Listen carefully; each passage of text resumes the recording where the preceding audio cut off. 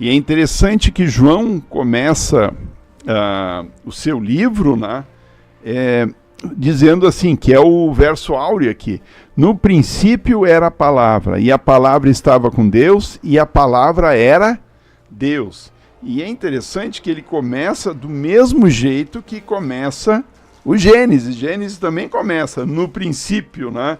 No princípio criou Deus os céus e a terra. É assim que começa o Gênesis, né? E em algumas versões... Fala verbo, né? Fala verbo, em outras versões fala palavra, tá certo? E essa palavra, ela é traduzida da mesma palavra grega, né, que significa, deixa eu ver, logos, né? Então, que essa é a tradução de palavra ou verbo, tá? Então diz assim no original: no princípio era o Logos, e o Logos estava com Deus, e o Logos era Deus, né? Então essa palavra Logos é traduzida como palavra ou como verbo, tá? E isso, gente, ele é muito interessante, porque verbo é ação, né? E a gente sabe que a palavra de Deus também é poder.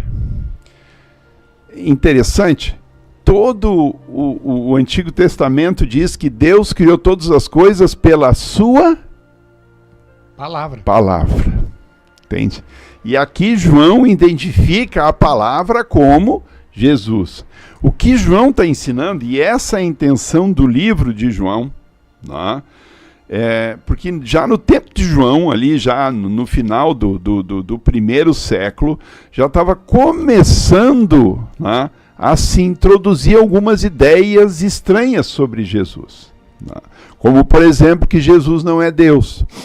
Hoje existem algumas denominações que ensinam que Jesus não é Deus, né? Inclusive, eles traduzem esses versículos aqui, e eles colocam assim: e o verbo era Deus, mas Deus em minúsculo. E não existe isso no original, entende? E aqui está colocando que no princípio era o verbo, né? E essa palavra princípio, ela dá a entender de continuidade, tá certo? Sempre, ou seja, sempre Jesus esteve lá. O verbo estava com Deus, tá? E no original aqui o estava com o Deus, ou seja, no princípio a palavra ou o verbo estava com o Deus, ou seja, o Deus Pai, né? E o verbo era Deus. Aí é interessante que estava com Deus, existe um artigo, que aqui não aparece, né? Mas o artigo existe no original. Quando faz o Deus, aí é o Deus o Pai. E aqui o verbo era Deus, aí a palavra Deus ali, ele está como qualificativo. Ele não tem um artigo na frente. Então o que? Ele qualifica o verbo. O que o verbo é? Deus. Então nós temos que na criação, Deus, pela sua palavra, ou seja, Jesus, né? Jesus foi o executor da nossa criação.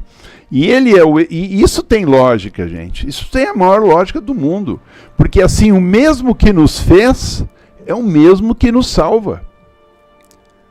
Essa mesma denominação, ela ensina assim que Deus pegou e que castigar o ser humano, mas o seu filho, um Deus menor, ele impediu e dizia: não, pai, eu morro por eles.